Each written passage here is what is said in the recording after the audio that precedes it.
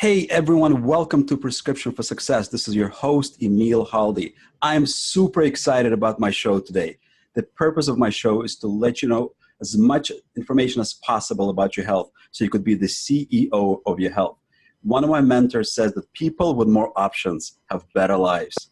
My goal is to educate you about your options. If you're interested in hearing some of our past episodes, I encourage you to go to voiceamerica.com and download some of the previous shows. I loved every single one of them. We got a lot of feedback.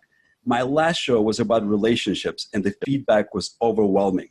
We're also very fortunate to have big names such as Dr. Furman and many others, and Dr. Furman in particular discussing plant-based diet. Let's talk about today's show. Heart disease is #1 cause of death in our country. More and more Americans die every year from heart disease. They have MIs and other cardiac events. Many patients are taking large cocktails of medications, and at best, they're there to stabilize their disease, and many of them are getting worse. I strongly believe that we can do better, not only with heart disease, but with many chronic conditions such as Lyme, autoimmune, and even cancer. My guest today is Dr. Patrick Fratellone. Dr. Fratellone is an integrative cardiologist, one of very few in the country. Dr. Fratellone is a man of many talents, hobbies, and passions. He loves plants and nature, and he's a registered herbalist. Dr. Fratellone is also a beekeeper and uses honey and bee byproducts to help his patients. Dr. Fratellone worked as the director of cardiology for the Atkins Center for Complementary Medicine. He completed the fellowship in integrative medicine under the direction of Dr. Andrew Weil. Welcome to the show, Dr. Fratellone. Such a pleasure to have you here. Oh, thank you so much. I didn't realize I did all that. We're going to have a great discussion. Yes, you did. That's you. And I'm honored to have you here.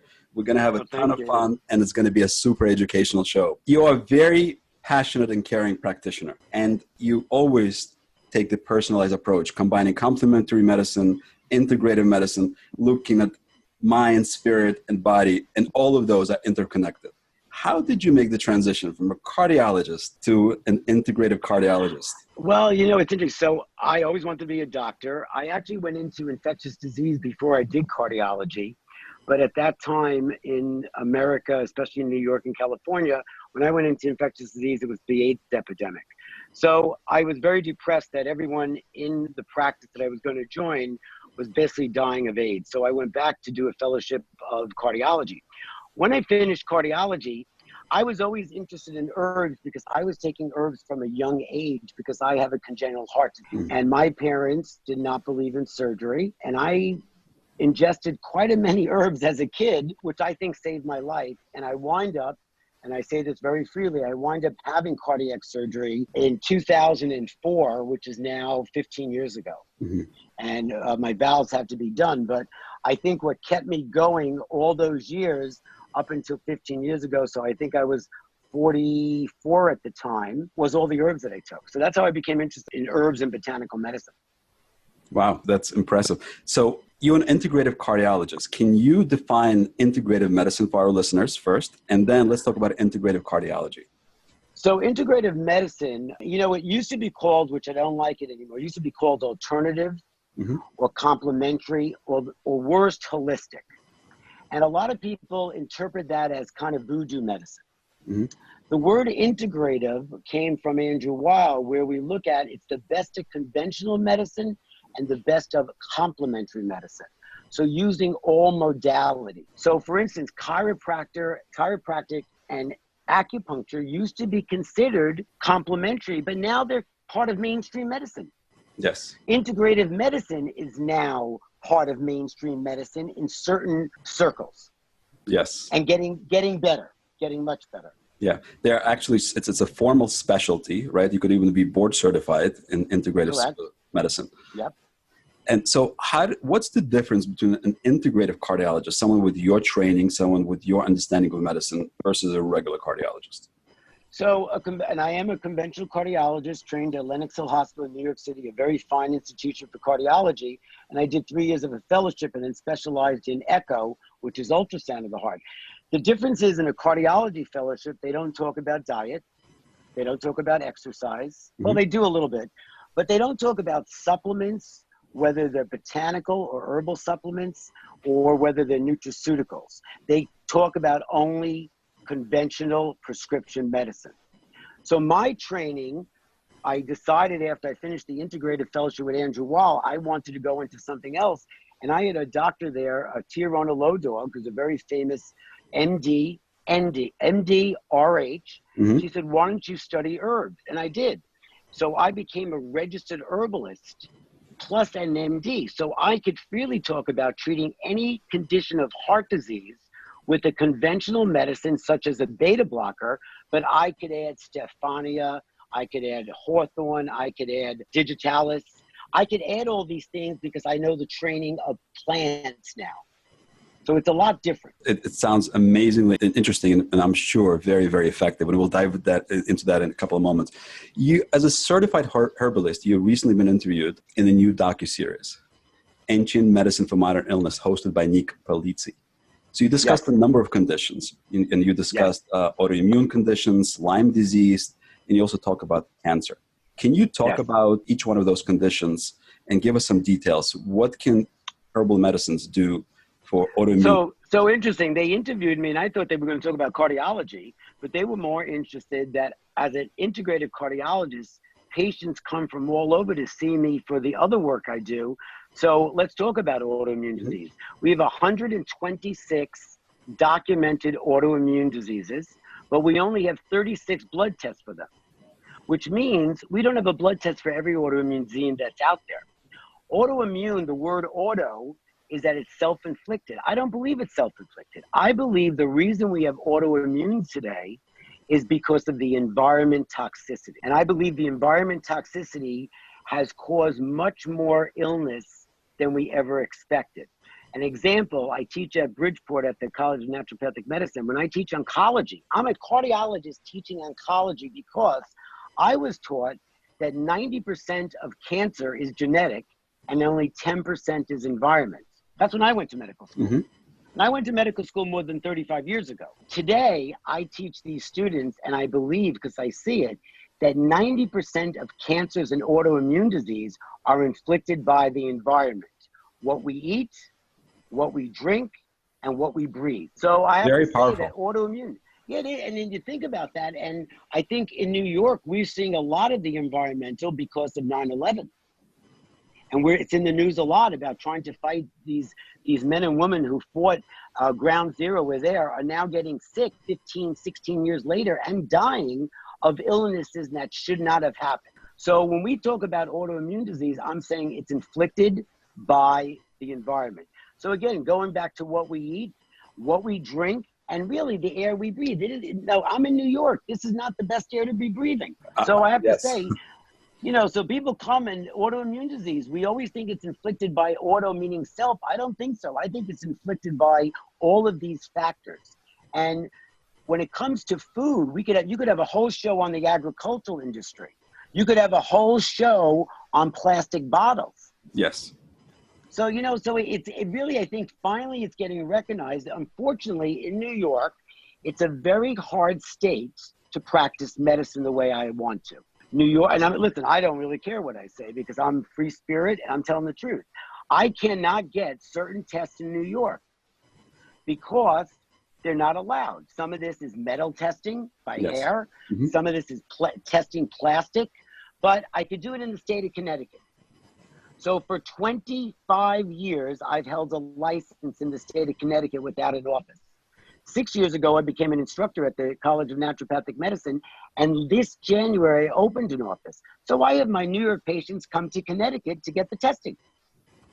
I'm trying to beat the system, but it works. Well, anything to help your patients. That's your approach. I think that in conventional medicine, we do not give all of the modalities that exist to our patients. I try to give every modality, explain it to the best of my ability, and let the patient make the decision. Do I want to do just conventional medicine? Do I want to do some integrative therapies? The integrative therapies might be botanicals, nutraceuticals. It might be bee venom therapy. It might be acupuncture, massage, Reiki. So I think all of these, there are studies to show all of these work for different things. And I think as conventional doctors that are coming out, they're narrow-minded. So You said there are 126 autoimmune diseases. Correct. What are the top 5 that you see in your practice? Oh, my practice. So I became a gastroenterologist. I didn't even know it. Because the top is celiac or gluten sensitivity, or today it's called non-celiac gluten sensitivity. Yet I see more Hashimoto's and I could be an endocrinologist. Right. And I do great work with Hashimoto's because I had Hashimoto's. I say I had because my therapy, I don't have any antibodies anymore. And an endocrinologist, I remember when I was 18, said, you'll never get rid of this. Well, 40 years later, I don't have antibodies against my thyroid, so I did get rid of it. So I think it's celiac, Hashimoto's, rheumatoid arthritis, lupus, and fibromyalgia, or I would say fibromyalgia. So there's top 5, and we don't have blood tests for fibromyalgia. It's a diagnosis of exclusion. Yes, and many practitioners don't even regard this as a fully blown condition, right? It's very difficult to treat for traditional medicine doctors. So difficult to read by traditional, but there are great books on it now by certain herbalists and certain integrative doctors. There's a lot of studies where what could help and what can help. We have to link all the toxicities, such as metals, plastics, to be a cause of fibromyalgia. And we have to also say that the one person who really has enlightened fibromyalgia is the medical medium. Anthony Williams, who I know very well, he has enlightened us all about EVB, but a lot of people, conventional doctors, don't believe it. Yes. So I think what conventional doctors need to do, and even integrative doctors, read. Get journals, read the books, listen to these kind of programs, listen to the docuseries. I learned so much from just being a part of that program. And these are herbalists that I've worked with for the last 20 years, but I never got to hear them. Well, the beautiful thing about medicine and all the fields that surround the doctor or the medicine is that learning never stops. And the science is advancing, and there's so many more modalities every day coming out that maybe not as well known, but they could be revolutionary, changing trajectory of someone's life. And I think, and you have to find that practitioner. So I will say this, I don't do everything. Meaning, I would love to have my own hyperbaric oxygen. I would love to do photoluminescence. I've done this stuff, but I refer out. So I specialize in what I think is comfortable for me. But if there are modalities that the patient needs, I will refer out. And I think that's what a lot of conventional doctors don't do. Yes. I have a friend who is very involved in functional and integrated medicine space. And he says, if you're not getting better, speak to more doctors. He said, I don't care if you spoke to 2 doctors, 3 doctors, 5, 20, 50. There may be an answer out there for you. Keep looking. Some patients are very good advocates for their own health. Yes. So you mentioned something very interesting. You said autoimmune conditions are self-inflicted. Well, the word auto, the word auto means self. Mm-hmm. So some people, the conventional doctors, feel it's inflicted by our own immune system. I disagree with that. I think the insult happens because we're insulted by whatever toxin, and there's a lot of toxins out there. I mean, you could have a show on mycotoxins, mold.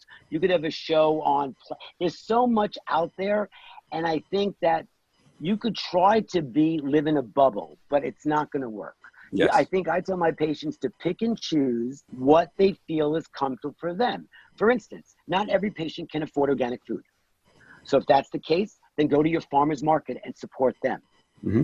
Not every person can afford vitamins at a high end, but get the best quality you can by looking at consumerlabs.com. Not everyone could afford water in a glass bottle or a box. So you have to pick and choose. So I think every person has the ability to make a difference. The question is what extent are you going to go to do that is the question. And there are a lot of things we can do. And all those modalities are very important. Not drinking from plastic bottles, getting organic foods. And it adds up. And toxicity that we're talking about is cumulative. It's not 1 day, 2 days, or 3 days. It's decades over decades. And people say, I was healthy. How did this happen? Well, let's look at the last 30 years of your life. Well, and it's so interesting because 24 years ago, I attended a conference on methylation. Mm-hmm. I sat during that conference and said, geez, what are they talking about? They're talking about a gene that doesn't make us detox. Well, finally, 24 years later, I've been running MTHFR blood testing for the last 27 years to find out who could detox. Finally, it's being talked about. Yes. So I really think that things that were done years ago are finally coming into the forefront because people are studying them, and it makes a difference. And you have to know if you can detox.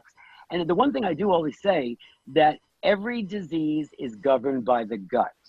So the gut is the gateway to every disease, including heart disease. If you don't have a clean gut, and I don't mean a clean colon, I mean a clean small intestines where you're absorbing and assimilating and processing. If you don't have a clean small intestines, if you get the inflammation there, and then it spreads to the heart, to the joints, to the lung. So really the gateway of all disease is gut inflammation.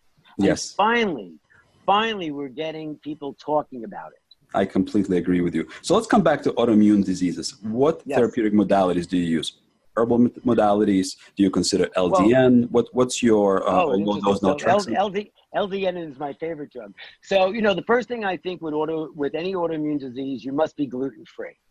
I don't care whether you have a diagnosis of celiac or not, you have to stop inflammatory foods. And gluten is an inflammatory food. Not as a fad. There's a big fad. Everyone stops gluten. No.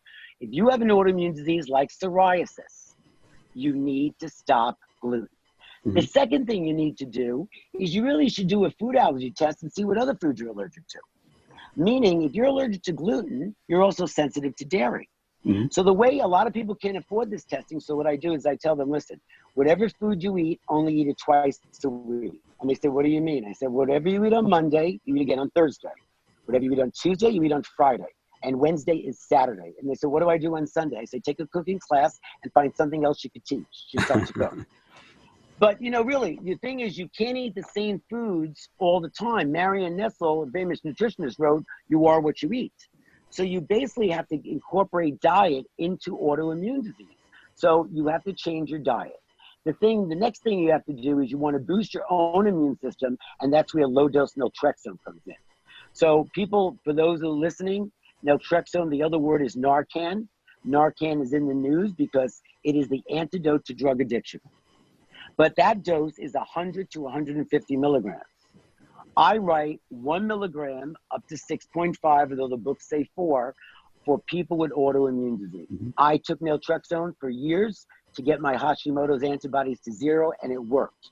The only side effect, so here's a conventional medicine that an integrative doctor like me took it at 100 times less, and the study showed that it's good for all, and I mean all autoimmune disease.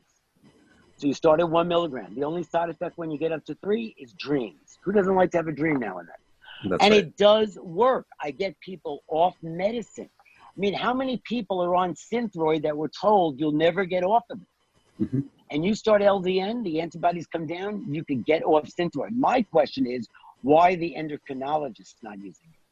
Yes, it's amazing that I'm asking the same question. And I'm very familiar with LDN. Actually, I take it myself to boost my immune system. It's one of my favorite drugs out there. And think about it. I can answer the question. I'll answer it. Why are they not using it? Because that means the conventional medicine like Synthroid or all these other thyroid medicines, levothyroxine, no one would use them anymore. Because you don't need thyroid medicine to control your thyroid if you bring your antibodies down. And that's specifically for Hashimoto's.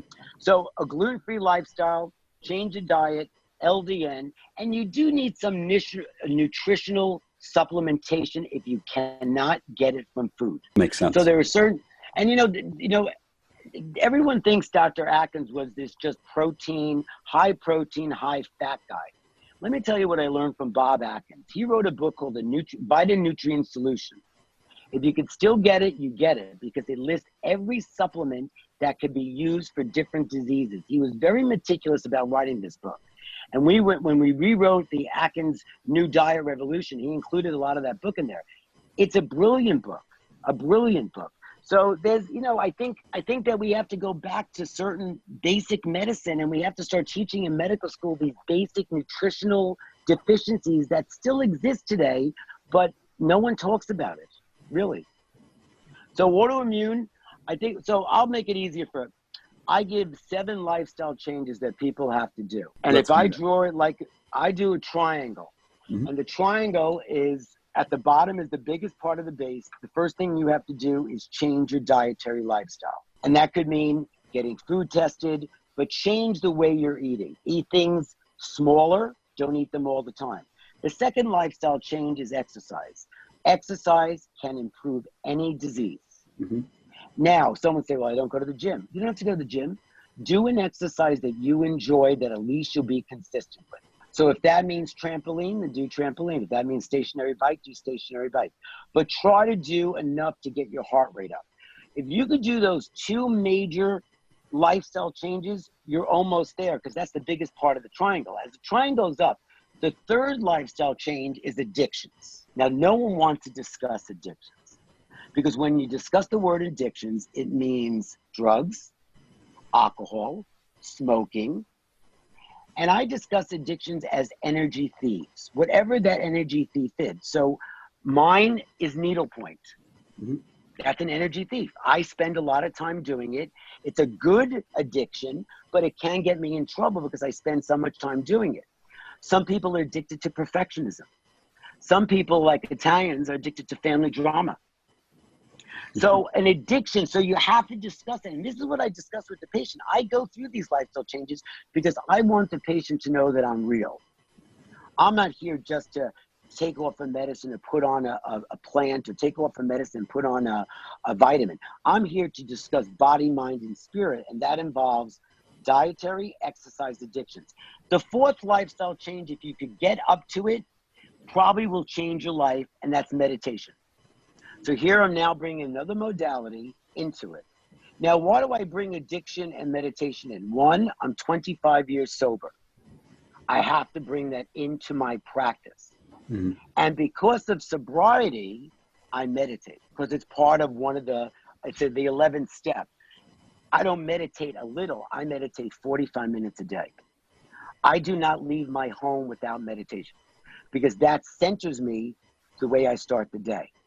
And people say, well, I can't sit still for 45 minutes. Listen, I could never sit still for 3 minutes when I was a kid. That's why my parents had me go on a medicine. But today I can. Once you get to the fourth lifestyle change and you start meditating, you will notice that life changes. It gets better. Diseases get better. There are studies to show that meditation can reverse diseases. The fifth lifestyle change is your own self-esteem. And I consider that very important for all of us. I think if you could improve your self-esteem by picking up a hobby, and that's why I picked up needlepoint. Some hobbies could be painting, something where you use your hands. Go back to be that little kid when you really enjoyed life. The sixth lifestyle change is anger and resentment. And that involves getting rid of anger and resentment, because that brings on disease. And that involves a lot of relationships, which you said you talked about last week in your show. Yes. And the seventh lifestyle change is self-love. So we're not perfect. So someone says, Dr. Fratellone, do you do these? I said, I'm imperfectly perfect. I do them to the best of my ability. I do it better today than I did yesterday. And tomorrow I hope to do better than I did today. That's so important. And if you could bring those modalities in, which does involve some emotional and psychological work, I think people could beat disease. I think disease is reversible. We do know that cancer patients have a high degree of anger. We do know that patients who have a lot of anger and resentment do get cancer and heart disease. Two major diseases. So I think when people come to me, they're getting more than they ask for, but I think it has to be discussed by someone. I could tell you for sure, they probably don't expect to get these types of lessons from a cardiologist. And those lessons are very, very powerful. I could tell you, I would add one more addiction that I know a lot of my friends have, is sugar addiction. Yeah, well, sugar's big. I mean, that's it. I mean, so I put that as a carb addiction. Some people are addicted to carbs. And when I say sugar, today I had a gentleman who has cancer, who's getting better for what I did for him. But I noticed his sugar was going up because he went back to eating morning croissants and sweets. And I said, listen, you spent all this time getting rid of your cancer and getting negative scans, and now it's going to come back because you're addicted to your croissants? He says, what do you mean? That's not sugar. He did, well, see, but he wasn't thinking sugar is croissants. In his mind, sugar is candy, M&Ms, and chocolate. Yes. He wasn't thinking that all the refined carbohydrates are worse than the M&Ms. Yes. So, wow, we are having a really good discussion, and I'm enjoying it tremendously. We'll continue after these messages. We'll be right back.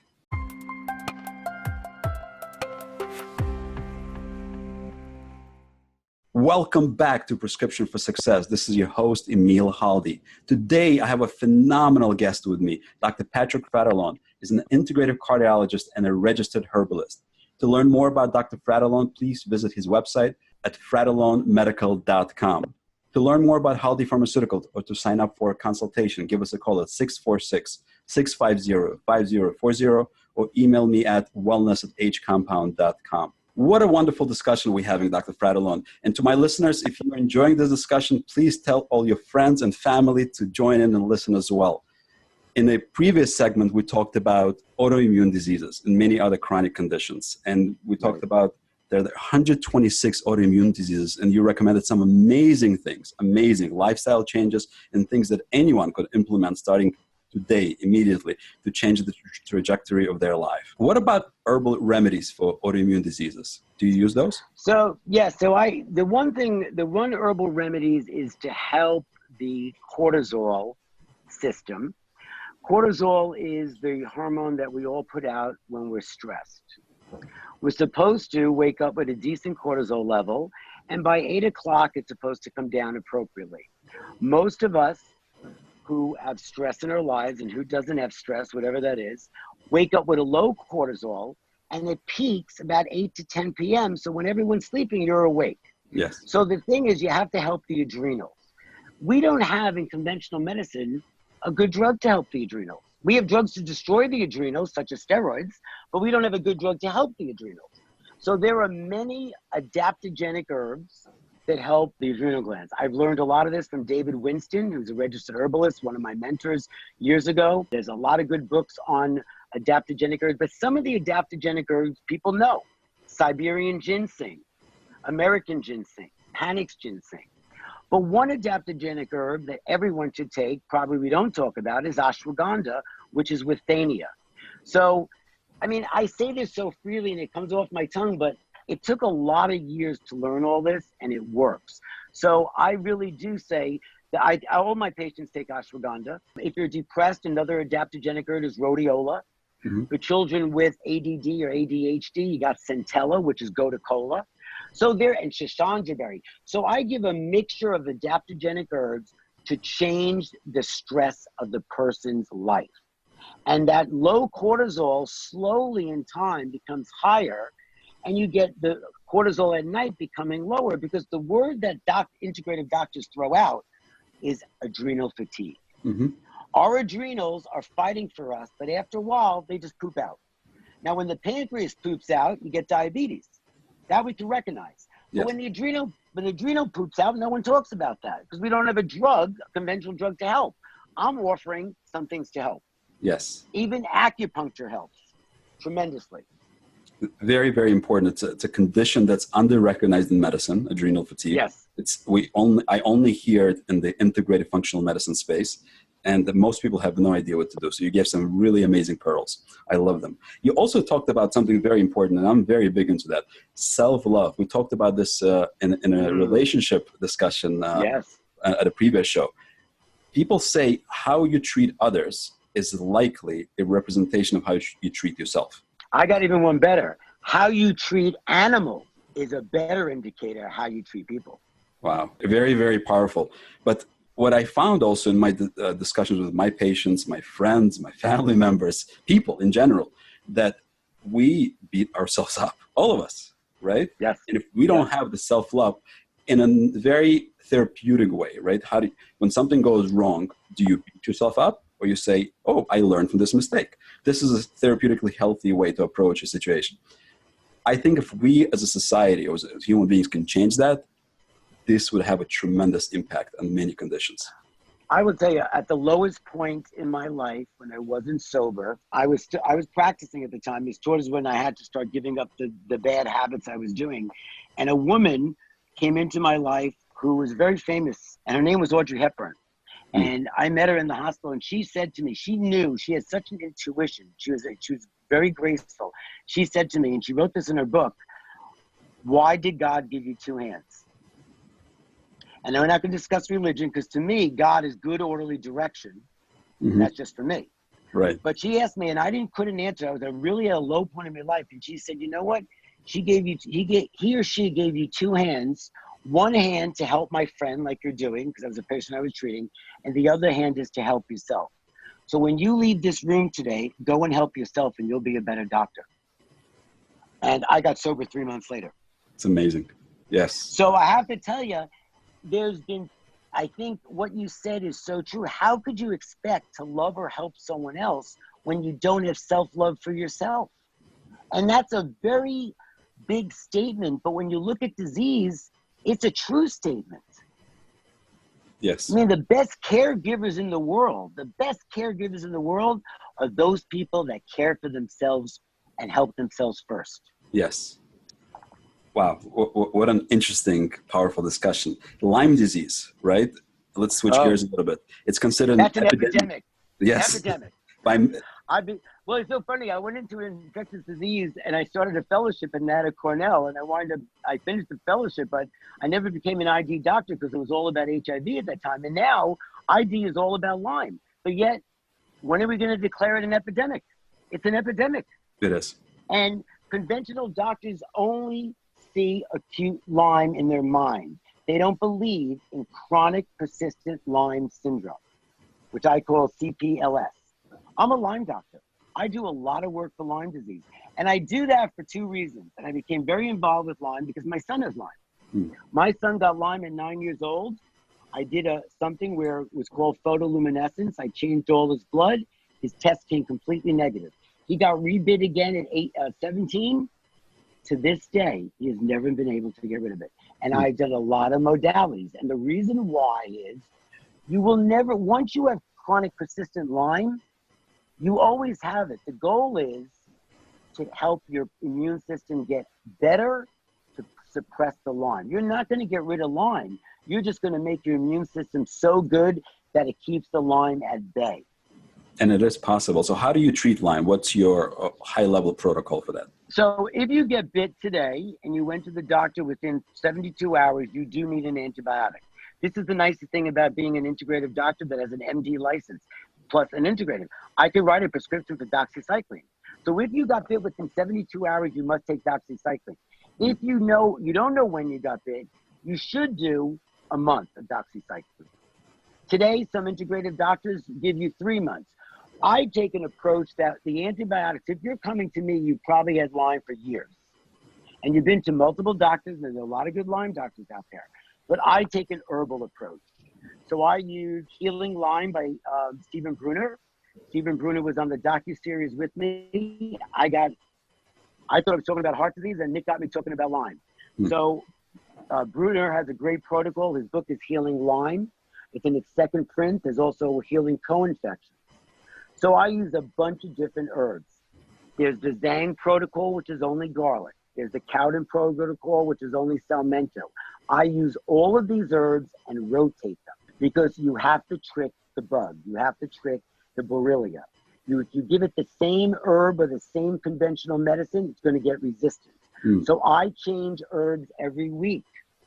So 1 week of one set, another week of another set. So I do a lot of herbal approaches. I do give some IV support with some IV things that are not conventionally used. And I even have used bee venom in my practice for Lyme patients. So I'm going out of the box, and my own son has gone through bee therapy very reluctantly, but I have to say it helped. I'm glad to hear. But there was a point that I said, Gregory, you need to do IV ceftriaxone because it crosses the blood-brain barrier. It's an antibiotic. He said, Dad, I don't want to do it. I don't want to get a PIC line. I said, okay, then let me give you ceftriaxone Monday through Friday. I give you off on Saturday and Sunday. And he did it for months. Every little bit of therapy helps with Lyme. You have to change the diet. You have to do certain exercise. You have to take certain supplements. There's a lot of work. It's not easy to treat a patient with Lyme today. Not easy. Plus, there's co-infections. And the dreaded Epstein-Barr virus is a co-infection to Lyme. Mycoplasma is a co-infection.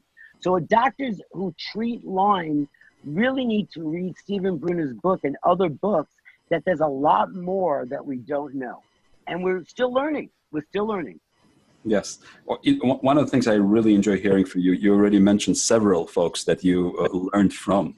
And Yes. that to me is a mind that's always learning and absorbing. And you're not high enough to say that I have mentors in certain areas. This is really, really cool. Well, you know, I do read a lot. I probably read 3 books a week. And I have to tell you, I do that because I could cite books of what I read. And I think it's important because those people who wrote that books are my mentors. I can read the book and tell you about the book because it's there. And I think that if you need some people need documentation. I don't like these kind of people, but they need it in writing and they need the reference and all that. If you need it, it's there and I will tell you about it. But a lot of it is experience. So I have a lot of experience with the herbs and stuff, but I also could cite the books where I got that information. And although I only know Stephen maybe 7 or 8 years, he is a mentor of mine because I read his book when it first came out. Mm-hmm. So the books are really important. They really are. And I think, and I do believe that constant learning is the way to help most patients. And honestly, do I know everything? I know I don't, because I said earlier the first half of the show, I'm imperfectly perfect. So if you ask me something and I don't know, I'm going to say, I don't know. But I tell you what, I'll go buy a book on it that night and I'll learn about it. That's right. I love it. Imperfectly perfect. That's a really good saying. Let's talk about cancer. To say that it's an epidemic is an understatement. The World Health Organization estimates that there will be a surge of 57% worldwide in the coming years. So it's actually increasing. Yeah. What do you do? Do you have a protocol to support cancer therapy? And also in the series with Nick Palizzi, you mentioned that you have a special test that you do in your RGC. So first I want to say that if I ever got diagnosed with cancer and it wasn't Hodgkin's, I would leave this country. If I got diagnosed with Hodgkin's, I would stay because we do bone marrow transplants. If I got any other cancer, I would leave because there's other chemotherapy and other modalities that we do not do in the United States.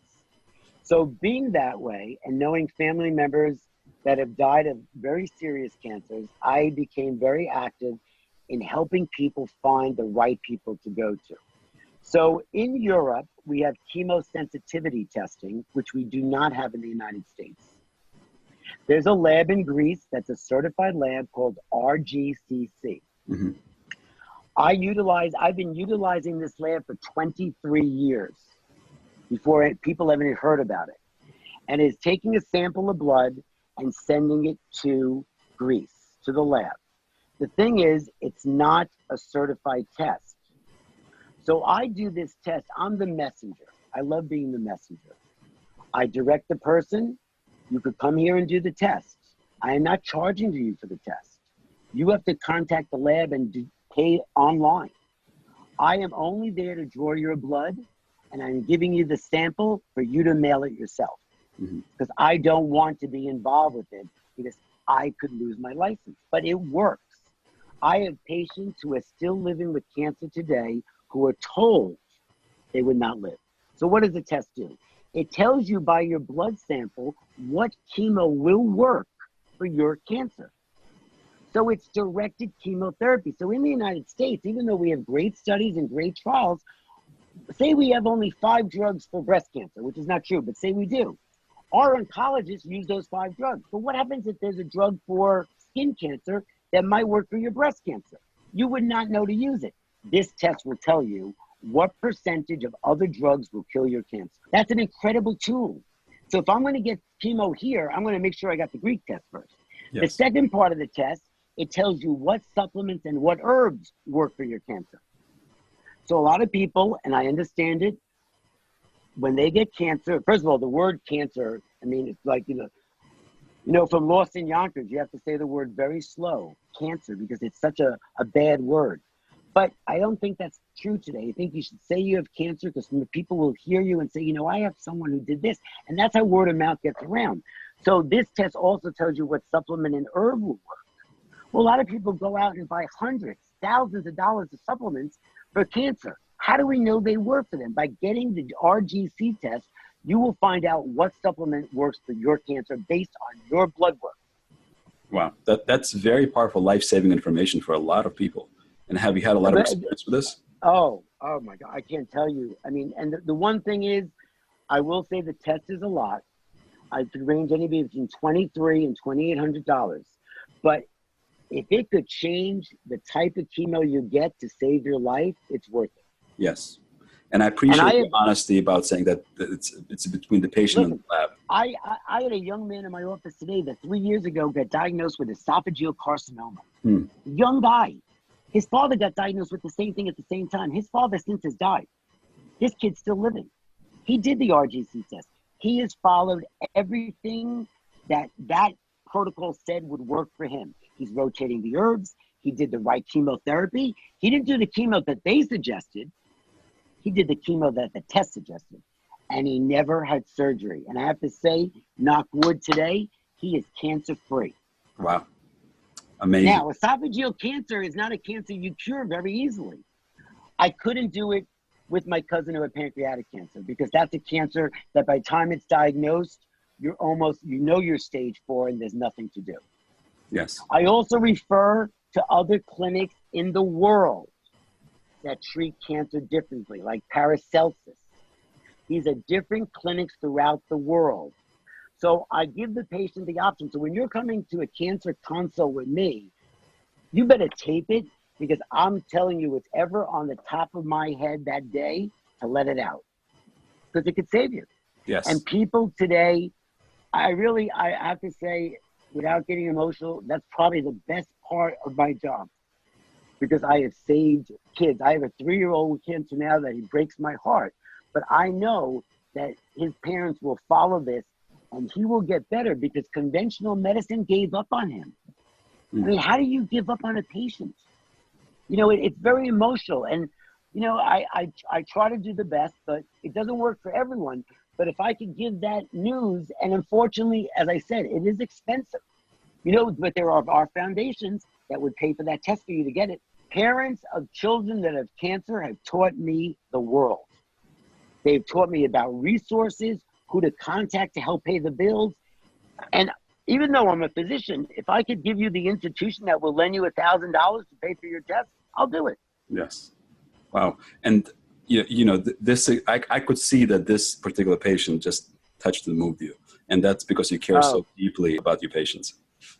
It moved me because the thing is, I mean, I just look, it's a young, look, we all know we're going to die. We all know we're going to die, and I think we have to accept that. But when you're taken at such a young age and you don't get to show the world what you have, that's a shame. So I'm trying to get a little more out of this kid's life. And I might not work, but I'm giving him the best shot I can. Yes. Yes. Let's switch gears a little bit. Let's talk about a middle-aged... Yeah, please, let's switch. Let's talk about a middle-aged man who has heart disease, has been through traditional treatment, statins, some stents in his or her heart. What do you do? First of all, it's not all about cholesterol. Let's just be frank. It's not about cholesterol. There are great studies that show that you have to lower cholesterol. Do you have to lower the bad cholesterol, the LDL, to 70 and go on a drug? No. You could lower the bad cholesterol with diet, exercise, and maybe globe artichoke.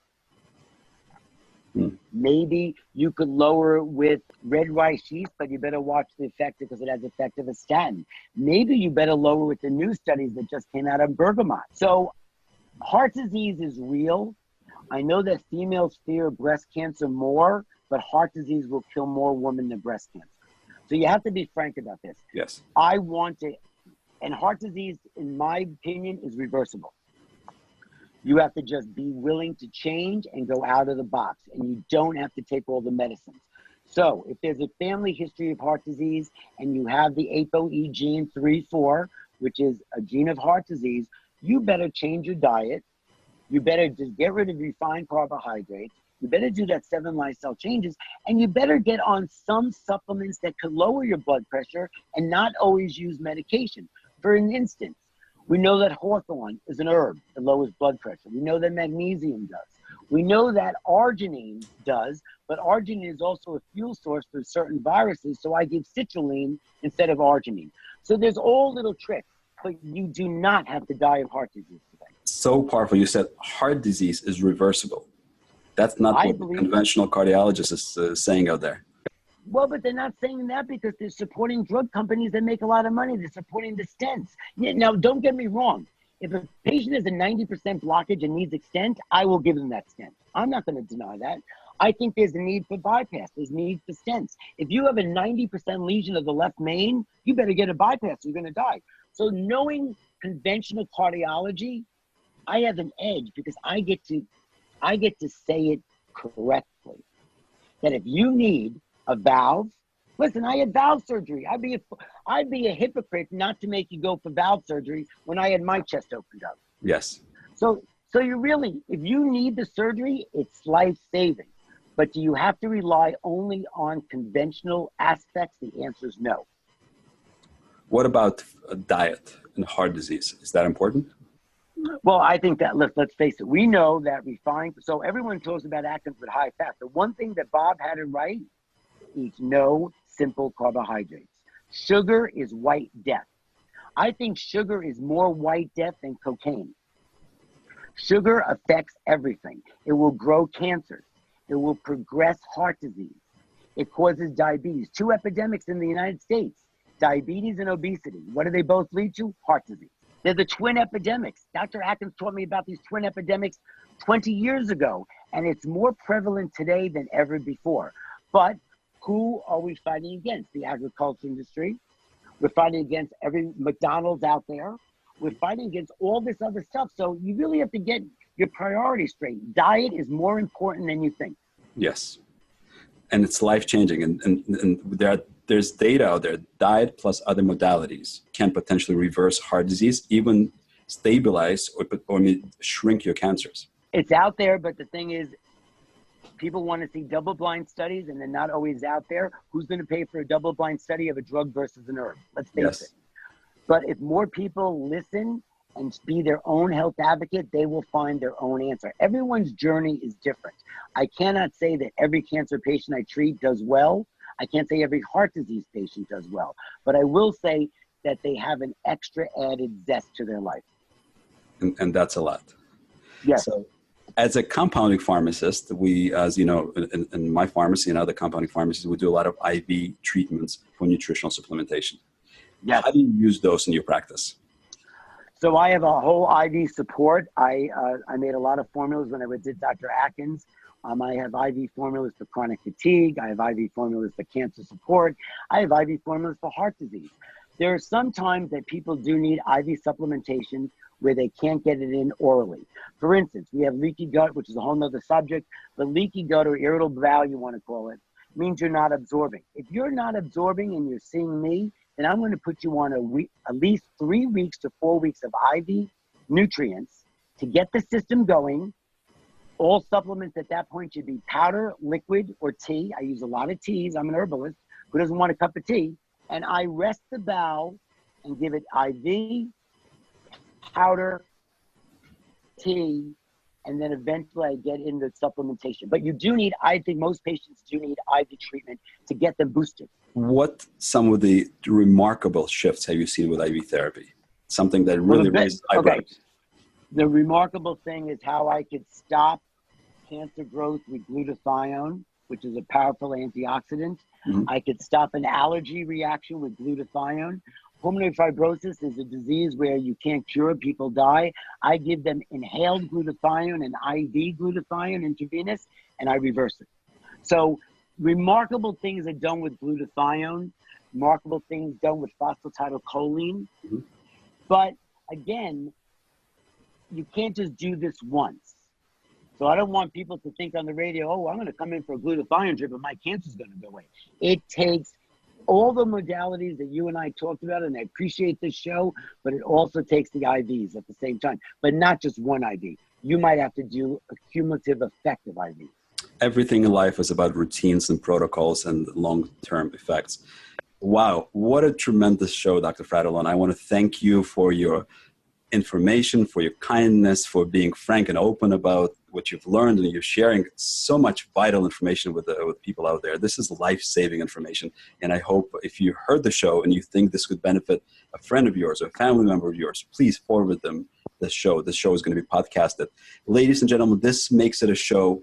If you want to live a happier, fuller, and healthier life, you need to be the CEO of your health. You need to be guided by an amazing practitioner, but it's your life. You lead it. Thank you so much for joining us. Until next time, be happy and healthy.